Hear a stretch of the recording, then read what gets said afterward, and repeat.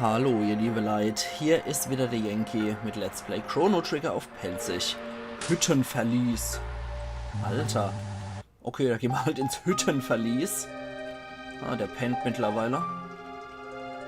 Seltsame Kreatur ist einfach nur. Das letzte Programm von Guru war sein eigenes Begräbnis, weil wäre ich für immer schlafen dürfe. Aber zuerst muss ich etwas tun. Programmfehler, meine Speicherbänke sind defekt. Okay, warum auch nicht? So, kommen wir hier und da können wir durch. Das Amulett schimmert. Besser als dass es schimmelt. Was sind wir dann hier? Hä? Gehen wir nochmal zu dem Licht. Wer immer die Tür geöffnet hat, hör ihm nun zu. Ich bin Balthasar, Guru der Vernunft. Ich habe seltenmals im Königreich vom Eifer gelebt, von wo mich ein großes Unglück in die Ära geworfen hat.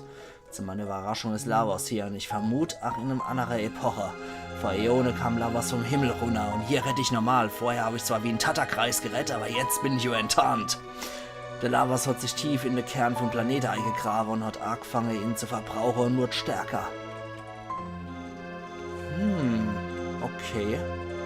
Lavos ist kurzzeitig verschwunden, als er von einem mächtigen Zauberer, der ums Jahr 600 in Gardia gelebt hat, gebannt worden ist.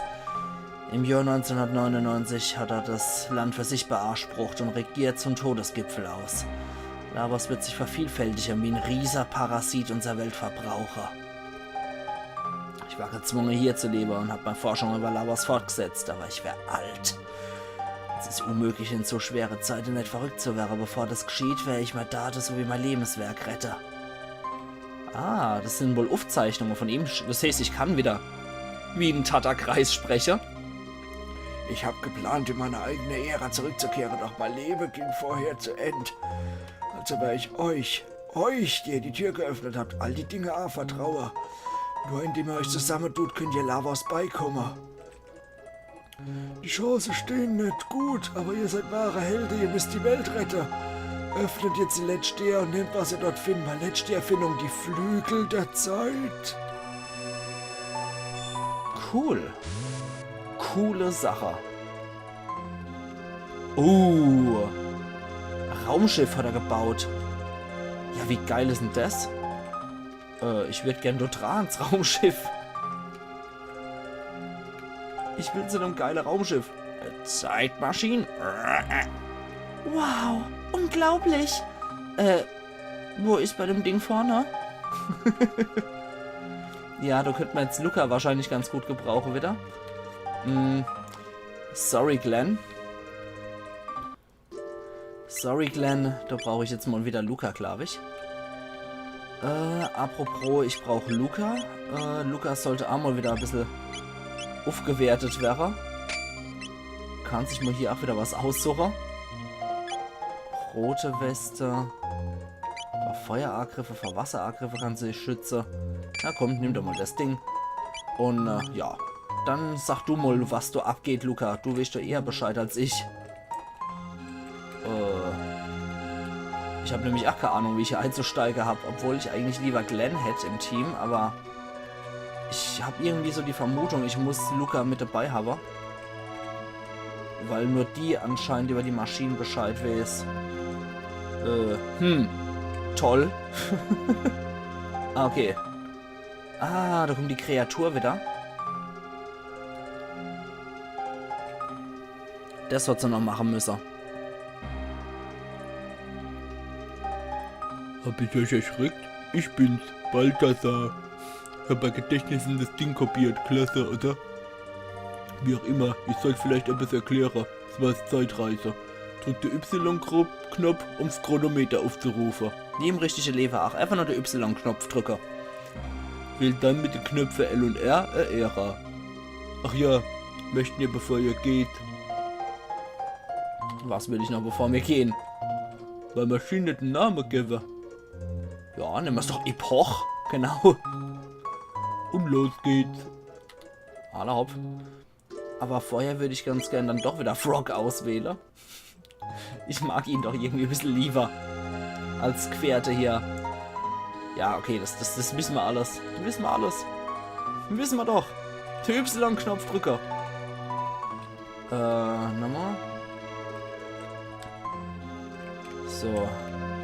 Moment, Y-Knopf und dann über L und R. Nee, da können wir nur unser Männler-Ersetzer. Und hier? Nö. Und... Ah ja, so. Okay. Cool. Ja. Fliegen wir mal ab. Okay. Da können wir es dann wählen. 1999. Oh, jetzt können wir zur Apokalypse gehen. Gegenwart. 1999. Apokalypse. Gegenwart.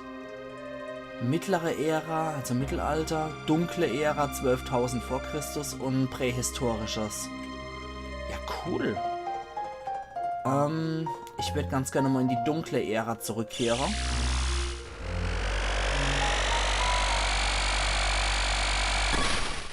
Und mag man das mal angucken. Was geschieht jetzt?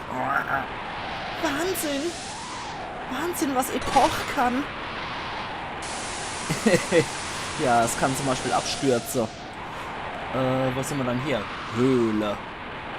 Ah ja. Das ist das, was die Portschlüssel zum Beispiel nicht können.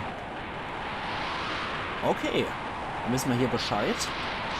Und ich gehe jetzt doch nochmal hier. Kraft ist versiegelt.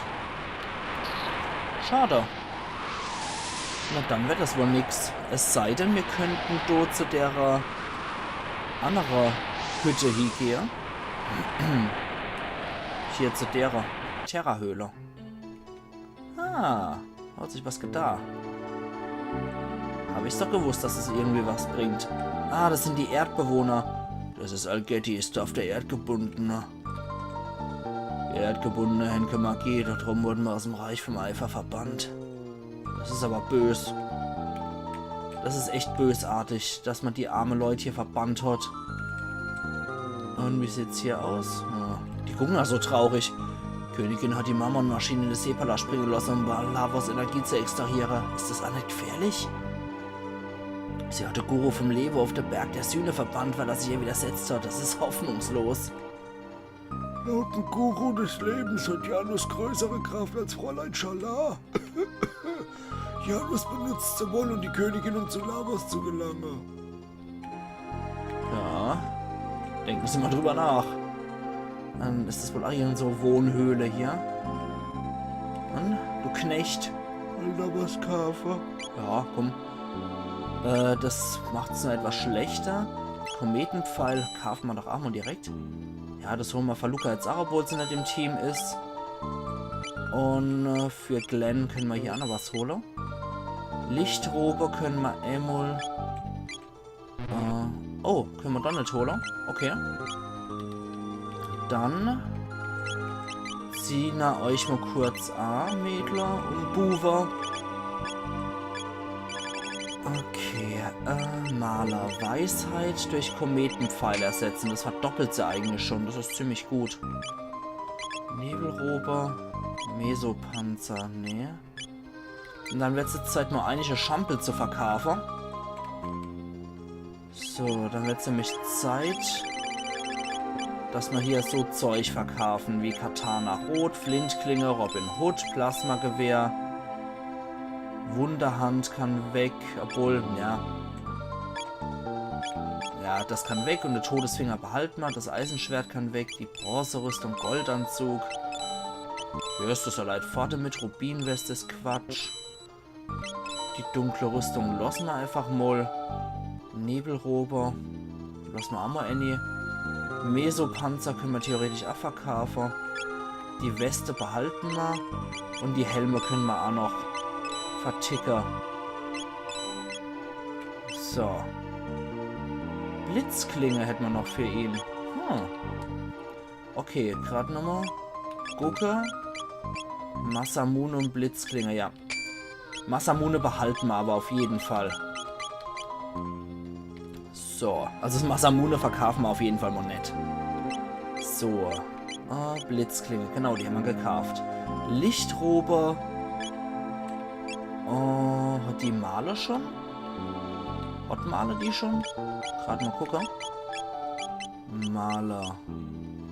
Nee, hat sie nicht. Okay, gut. Dann einmal Lichtrober. Einmal die Funkelrüstung. Wenn möglich zweimal der Leuchthelm. Das sieht soweit alles in Ordnung aus. Gut, dann können wir euch noch abziehen. Funkelrüstung. Und du kannst das Heldenamulett dann auch ablegen, weil das Masamune haben wir ja nicht mehr. Aber dann der Geldbeutel. Erfahrung wird zu Geld, können wir mal ausprobieren. Und du kannst hier diese Nebelrober eintauschen gegen die Lichtrober und ihr zwei könntet Zerahu durch den Leuchthelm eintauschen. So. Perfekt. Gut. Das sieht doch gut aus. So, und du? Viele von uns wurden zu verdammt im Seepalast zu schuften. Wir haben sie nie wieder gesehen. Ja, die werden die wohl einfach nur als Sklave verheizen, als billige Arbeitssklave, wo man dann keine Magiebegabte dafür verschwendet. Kein Wunder, dass die Macht genommen kriegt haben. Spießnächt ist gefährlich, halten euch fern davor. Über Nacht bleiben? Nee. Sellemolz sind die Erleuchtete und die Erdgebundene zusammengelebt. Tja, ist wohl nichts mehr raus Woche, ne? Das Loch führt zum Biestnest. Von dort aus erreichte der Anker der Kette, die den Berg der Sühne halten. Unser Held der Guru vom Leber hat die Pläne der Königin zurückgewiesen und sie hatten auf den Berg der Sühne verbannt. Okay, dann speichern wir hier noch einmal. Gucken einfach mal, was wir hier noch reißen können. Einmal Kraftpille erhalten. Roten Mol, wer das kriegt. Und zwar natürlich Chrono. Voilà. So. Okay. Probieren wir mal einfach unser Glück. Da kommen jetzt ein paar Viecher nachgekackt. Mal gucken, wie stark die sind. Biest. Okay. Angriffskraft verstärkt. Angriffskraft auch wieder verstärkt. Gucken wir mal einfach, ob man die nicht einfach so killen können, die Viecher. Okay. 31 machen sie normal, ohne Verstärkung. Oh, und 97 dann so. Boah, können wir die Viecher jetzt mal endlich killen? Boah, Mann, Mann, Mann. Das war schon ziemlich heftig gerade. Und Chrono, die arme Sau, schluckt die ganze Zeit einfach nur das Schade. Und noch einmal. Ein Crit. Sehr schön. Komm, machen fertig. Sehr gut. Okay, die sind alle machbar. Chrono hat Leben gelernt. Sehr, sehr gut. Kann er auch Leute wieder beleben. Das sind wieder 2 Biester. Und wie schaut es eigentlich aus, wenn ich denn nochmal Gewitter 2 hier drauf donner? Wegen irgendwas müssen die ja schwach sein.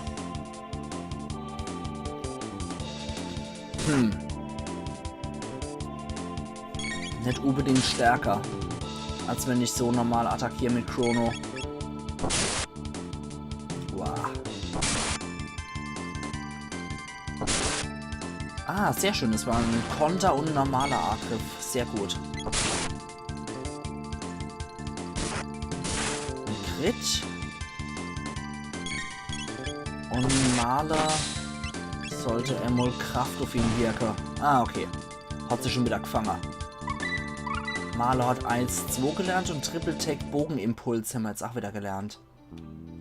Okay, sehr schön. Ui, da ist noch was anderes dabei. Und noch so ein kleiner Imp. Ende der Reise. Oh, Blaubiest, Blutbiest und Schlammimp. Oh, nicht so gut. Mach doch mal hier ihr die Combo Eiswasser. Und wie es aussieht, verstärkt er sein Viecher nur durch weitere Schläge. Gucken wir mal, was uns das bringt. Blaubiest und Blutbiest. Ich glaube, das Blaubiest, ja, hält oder nicht viel. Ups, die können auch ein Triple Tech starten, wie es aussieht. Ja, langsam wird's böse. Gut, wieder auf Chrono. Und er lebt noch. Gut. Dafür geht's auf der Washing. Hopp, schnell, schnell, schnell. Du musst uns alle heilen. Und du schlagst mal auf den Imp drauf. Und... Ah, das ist gut. Oh, oh, der hält doch ein bisschen mehr aus, als ich gedacht habe. Male schnell Kraft auf Chrono.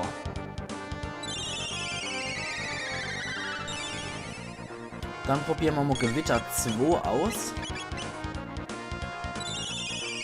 Und ich hoffe mal, das zieht jetzt ein bisschen mehr ab. Weil der blaue scheint ja wohl immun gegen sowas zu sein. Ah, Gewitter geht bei aller. Das macht nichts. Wir warten jetzt, bis alle soweit sind. Und dann machen wir mal diese Bogenimpuls hier auf dem Imp. Und 261. Okay. Ich glaube, ja, Glenn sollte wieder geheilt werden, bevor er stirbt.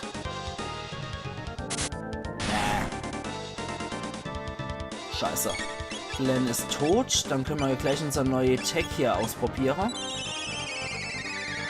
Und mal gucken, mit wie viel Leben das er wieder kommt. Ui, mit 200. Das ist gut. Schon wesentlich besser als das stinknormale, der stinknormale Gegenstand. Gut, der pennt wieder. Probieren wir jetzt mal Eis 2 aus. Das wird nur dem Blaue wieder nichts mehr machen. Ja.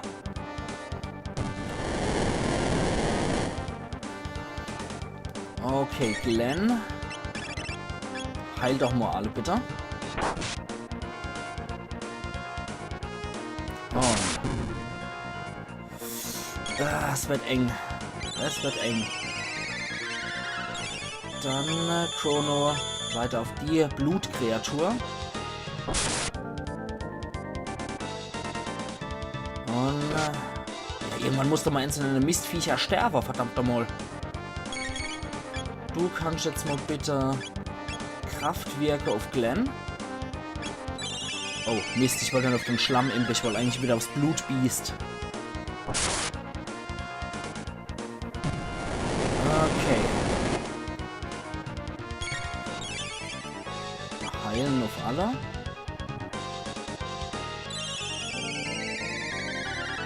Und allmählich wird's Zeit.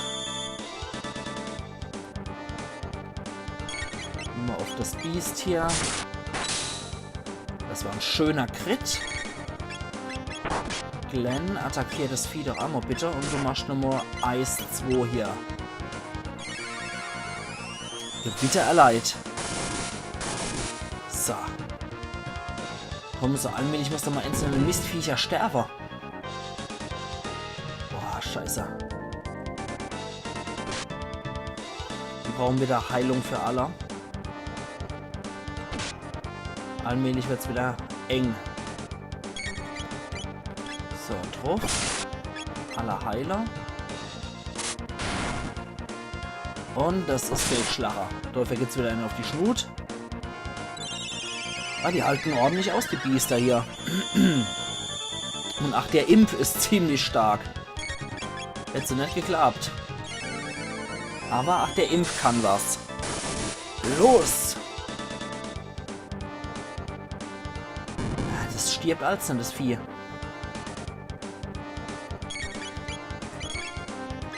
Nochmal heilen. Verdammt nochmal. Stirbt doch schon endlich. Na also. Puh. Gut, jetzt haben wir nur noch das andere Biest und den Imp. Aber ohne die Biester ist der Imp gar nichts. So. Jetzt gehen wir alle zusammen auf das Vieh drauf. Da hätte ich jetzt Feuer gebraucht. Gut, drauf. Jawohl. Jetzt sind die A-Griffe auch nur noch halber so schwer, würde ich sagen. Wenn er nur hin und wieder das Blaubiest reiten kann. Ja, Glenn pennt wieder. Sehr schön.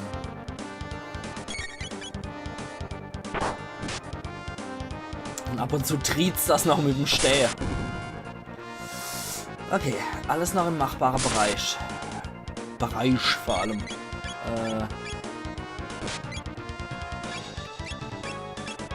Das wollte ich da gar nicht. Was habe ich denn jetzt für einen Schampel gemacht? Jetzt habe ich das ganz anders verdreht, als ich es wollte. Na, egal. Komm, machen wir hier nochmal Gewitter. Komisch, wie ich das jetzt hier gekriegt habe. Ich kann es jetzt sagen. Er heilt wieder.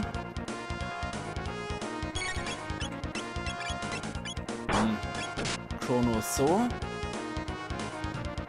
Und sehr skurril, was ich doch geschafft habe.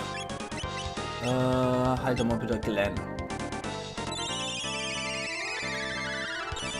Sehr schön. Beide Kämpfer stehen wieder.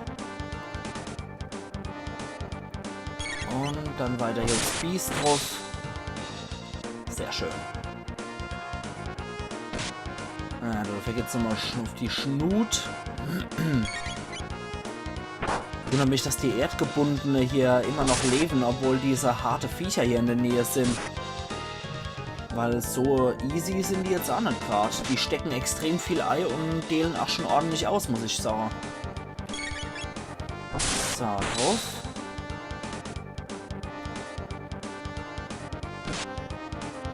Warten wir nochmal, bis Glenn seine Technik wieder hat, dass er alle heilen kann.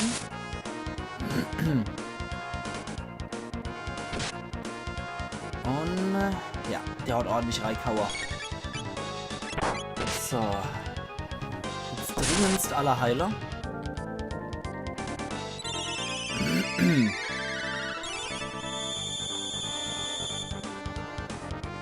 Und dann geht's weiter.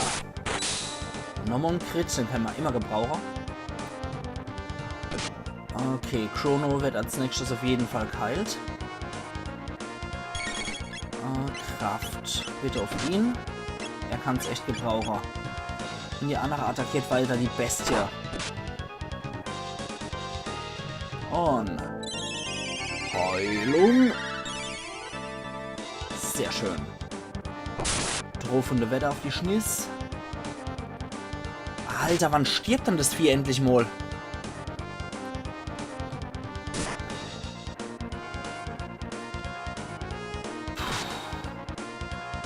Schon ziemlich heftig hier. Und hopp, noch ein Crit. Na, Allah. So, jetzt ist nur noch der Imp übrig. Und dann wird's auch ganz schnell durch. Wie kann ich das dann ändern hier, verdammt nochmal? Ah, so. Okay. Jetzt weiß ich auch Bescheid, wie ich das ändern kann.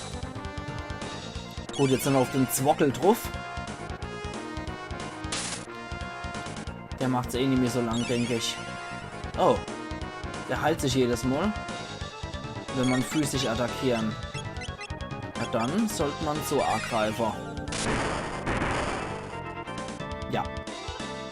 Das zieht wenigstens was ab, aber oh, ich glaube, jetzt heilt er sich nur noch.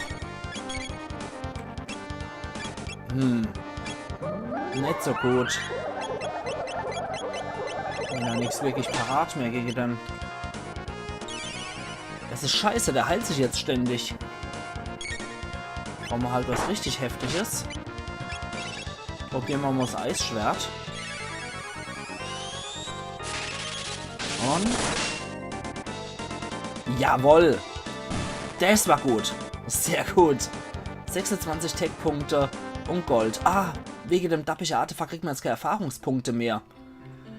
Okay, das ist aber nicht so gut. Deswegen würde ich sagen, sorry, aber der Geldbeutel geht weg. Dafür kriegt er... Ja, Masamune benutzen wir ja nicht mehr. Zeigt gegnerische LP. Ah, nicht verkehrt, aber...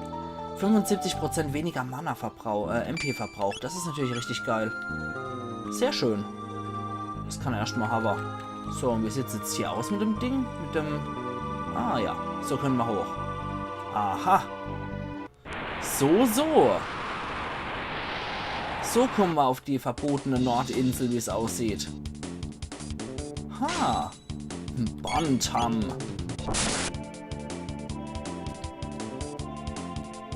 Okay.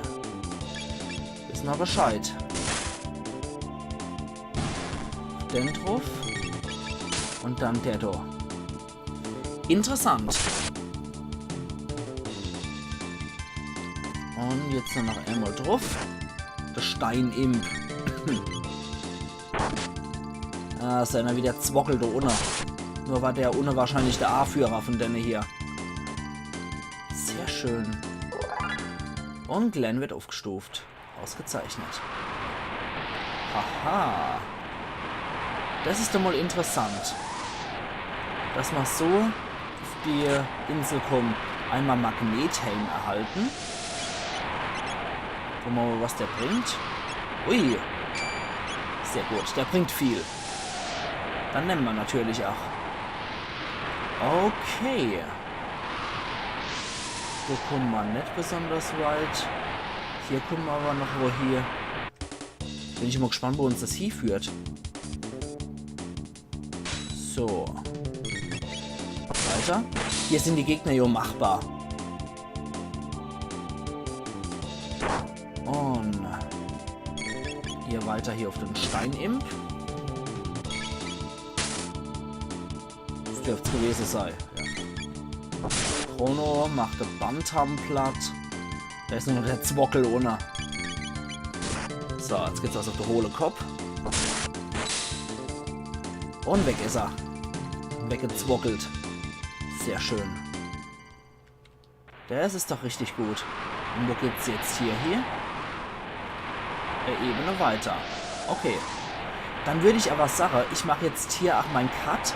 Und wir sehen uns morgen wieder zu Let's Play Chrono Trigger auf Pelzig. Also machen's gut und bis morgen dann. Euer Yankee.